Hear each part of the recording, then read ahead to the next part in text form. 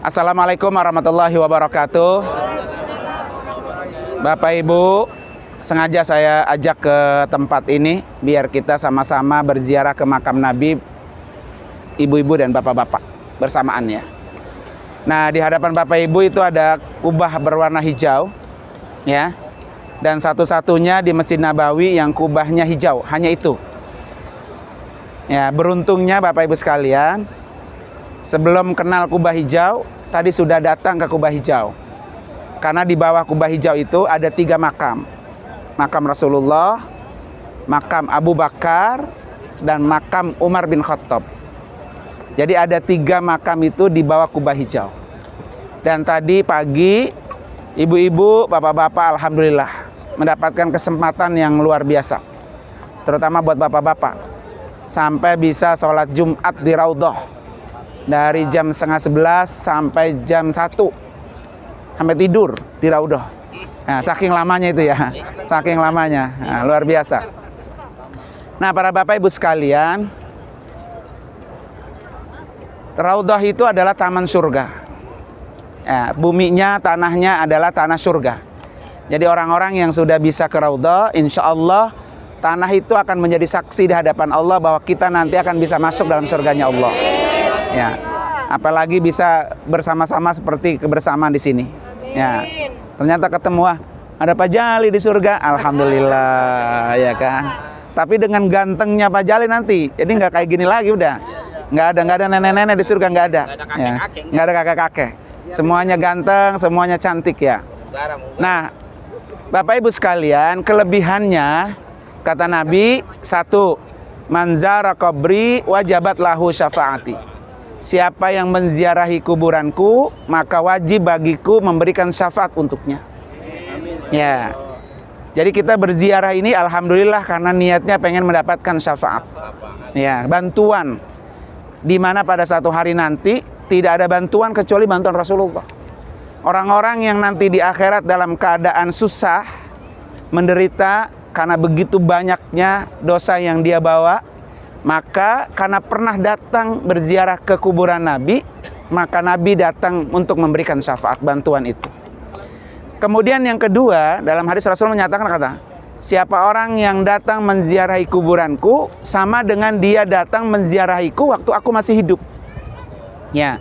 Jadi orang yang sudah meninggal itu akan melihat siapa yang datang menziarahi kuburannya.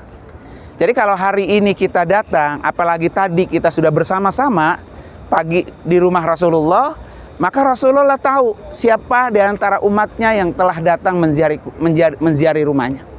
Emang rumah Nabi di mana? Yaitu yang saya sering bilang, itu rumah Nabi, itu kuburannya. Jadi Nabi itu dikuburkan di bawah tempat tidurnya. Disitulah tinggalnya Nabi. Nabi rumahnya tidak lebar, ya cuma segitu, 4 kali 4 meter. Ya. Nabi tinggal di situ dan Nabi dikuburkan di situ. Sehingga kata Rasulullah, siapa yang datang menziarahi kuburanku sama dengan dia datang menziarahiku waktu aku masih hidup, ya kan? Karena orang meninggal itu pandangannya tanpa batas. Orang yang sudah wafat dia akan melihat, dia akan tahu siapa orang-orang yang datang menziarahi kuburannya. Makanya kenapa kita dianjurkan untuk selalu berziarah kepada orang-orang yang sudah berpulang ke rahmatullah. Ya, siap. Oleh karena itu mari sama-sama langsung aja ya Bapak Ibu sekalian, kita sampaikan salam kita kepada Rasulullah. Saya bacain, Bapak Ibu ikutin tapi pelan-pelan. Jangan keras-keras. Karena para polisi sini mengira kalau kita ini berdoa kepada makhluk, meminta kepada makhluk. Karena tidak dibenarkan walaupun itu sekelas Nabi, kita minta sesuatu kepada Nabi. Marian. Ya. Ya, mari sama-sama kita sampaikan salam kita kepada Rasulullah. Pelan-pelan ya. Assalamualaikum. Ya Rasulullah. Assalamualaikum. Ya Nabi Allah. Assalamualaikum. Ya Safwatullah. Assalamualaikum. Ya Habiballah. Assalamualaikum. Ya Rasulullah. Ashhadu an la ilaha illallah wahdahu la syarikalah wa annaka abduhu wa rasuluh wa ashhadu annaka ballagtar risalah wa addaital amanah wa nasahtal ummah wa jahadta fi sabilillah fasallallahu alaika salatan daimatan ila yaumiddin. Allahumma atihil wasilah wal fadilah wad darajata ar-rafi'ah wa ba'athu maqaman mahmuda alladzi wa'adta innaka la tukhliful mi'ad. Yang kedua, kita sampaikan salam kita kepada Abu Bakar As-Siddiq, karena Abu Bakar adalah orang yang sangat dekat dengan Nabi, yang menemani Nabi ketika hijrah di gua apa? Sur, di gua Sur. Ya. Dari Jabal Sur ke Madinah itu yang nemenin Nabi adalah Abu Bakar As-Siddiq. Termasuk Abu Bakar itu mengorbankan fisiknya, tenaganya, putra-putrinya, hartanya, onta yang dinaikin Rasulullah ke sini itu onta dari Abu Bakar. Termasuk juga budaknya yang ngangon kambing itu supaya tidak ketahuan sama orang-orang kafir ketika dikejar ke dalam gua Jabal Sur itu. Maka kuburan Abu Bakar diletakkan di samping kuburan Rasulullah. Dan mari kita sampaikan salamnya, ya. Assalamu alayka ya khalifata Rasulillah. Assalamu alayka ya sahiba Rasulillah fil ghari.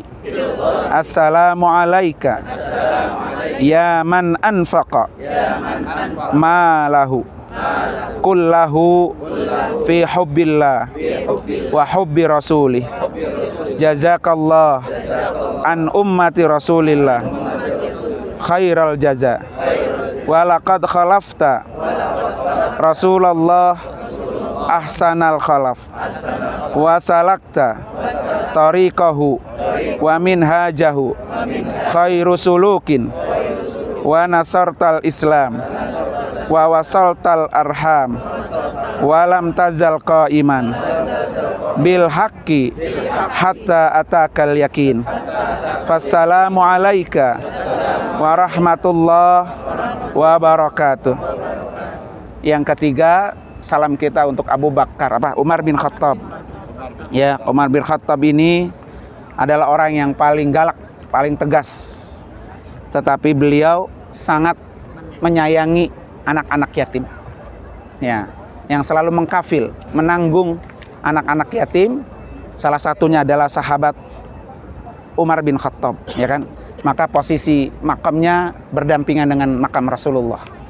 Assalamu alayka ya muzhiral Islam. Assalamu alayka ya Faruq. Assalamu alayka ya man nataqta bis sawabi wa kafalta al aitama wa wasalta al arhama wa qawiya bika al islamu. Assalamu alayka wa rahmatullah wa barakatuh. Selanjutnya Bapak sekalian, di sebelah timur yang tadi kita mengantri panjang ya, itu adalah TPU Baki. TPU Makbarah Kober. Nah, kalau kata orang Bungur Kober. Nah, Kober Baki. Dulu orang-orang yang datang ke Madinah, kemudian meninggal di Madinah, dikuburkan di Baki. Tapi sekarang sudah dipindahkan, tidak di situ semua, kecuali orang-orang tertentu. Ya, sahabat Rasulullah, khalifah yang keempat, yaitu Utsman bin Affan, kuburannya di sana. Termasuk istri-istri Rasul. Ya, kecuali istri pertama Nabi, Siti Khadijah, kuburannya yang di Mekah. Yang lain semua di sana, termasuk anaknya. Ya kan? Termasuk kaum muslimin, termasuk ulama-ulama dunia. Jadi orang-orang yang bisa meninggal di Madinah kemudian dikuburkan di samping kuburan Nabi, maka Nabi orang pertama yang menjadi saksi di hadapan Allah. Ya.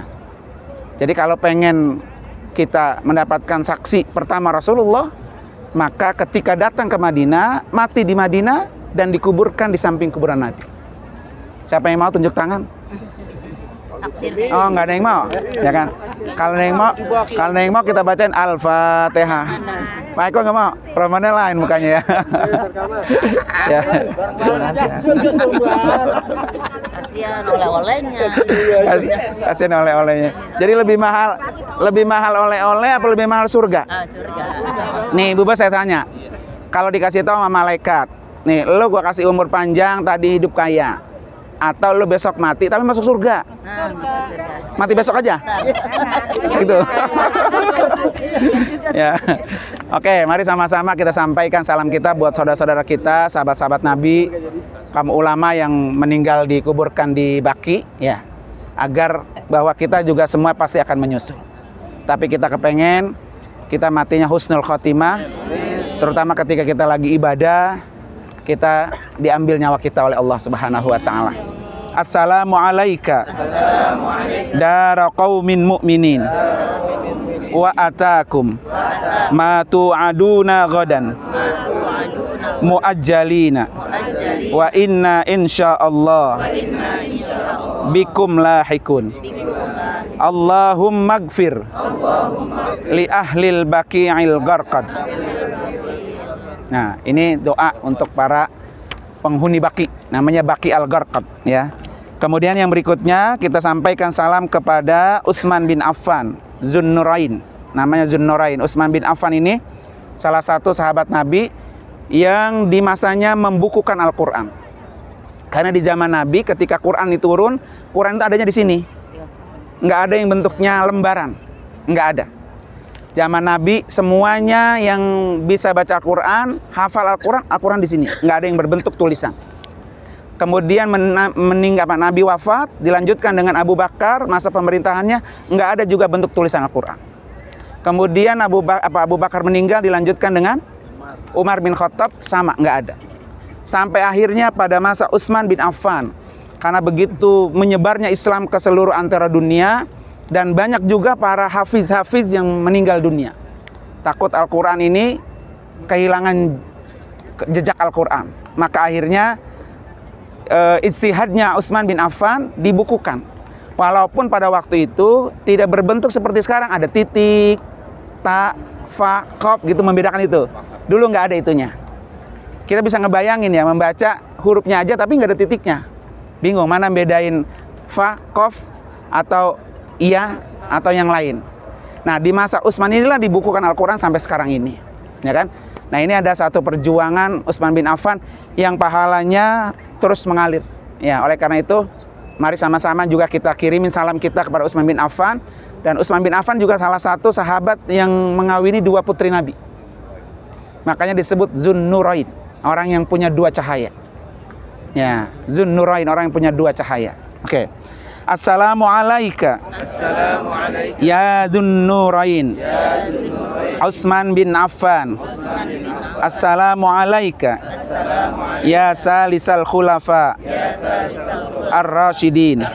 Assalamu alayka ya Mujahhiza Jaisil Asrati bin Naqdi wal Ain wa Jami'al Quran bainad dafatain.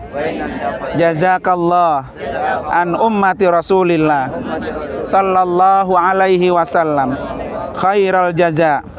Allahumma rda anhu warfa' darajatahu wa akrim maqamahu wa ajzil sawabahu.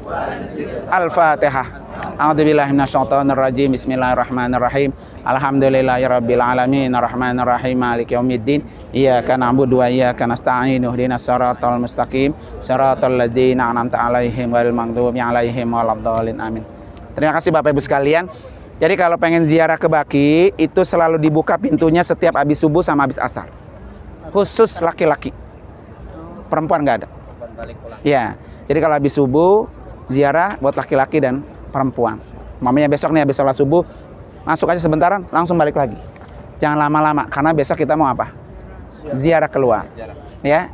Jadi fisiknya disiapkan. Nanti malam kita qiyamul lail jam 3 sudah kumpul di tempat biasa. Karena kita qiyamul lailnya dicampur laki dan perempuan, jadi satu di depan. Ya kan, kalau jam 3 kita sudah mulai, maka insya Allah jam 4 selesai. Setelah itu silakan kalau mau masuk ke dalam silakan. Ya kan? Nanti setelah itu langsung balik lagi ke hotel untuk siap-siap untuk kita berziarah. Oke, sekarang ambil posisi, kita foto bersama. Laki-laki di bawah, perempuan di belakang. Terima kasih. Wassalamualaikum warahmatullahi wabarakatuh.